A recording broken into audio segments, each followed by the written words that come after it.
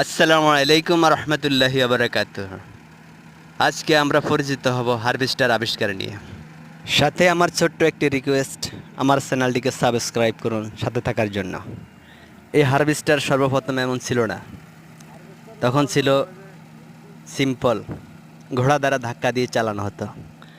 ঘোড়ার ধাক্কার শক্তিতে হারভেস্টারের চাকা গড়ত, চাকার সাথে কানেকশন ছিল কাটারের সাথে। সেই কাটারে ধান, গম, ঘাস সবই কেটে ফেলতো, কেটে কেটে ফাঁসে ফেলতো। তখন এইভাবে মাড়াই হতো না, মাড়াই আলাদাভাবে করতে হতো। তাদের চিন্তা চেতনা ছিল আবিষ্কার নিয়ে, তাই তারা যুগে যুগে পরিবর্তন এনেছে। 1835 সালে সর্বপ্রথম যুক্তরাষ্ট্রের হিরাম মোর এই হারভেস্টার আবিষ্কার করেন। এই হারভেস্টার আজ সারা বিশ্বে চলে। হারভেস্টার ঘন্টায় 1 একর জমিনে ধান মাড়াই করা সম্ভব। আর 1 একর জমিনে ধান মাড়াই করতে 8 লিটার জ্বালানি পড়ে, তাহলে বুঝতে পারছেন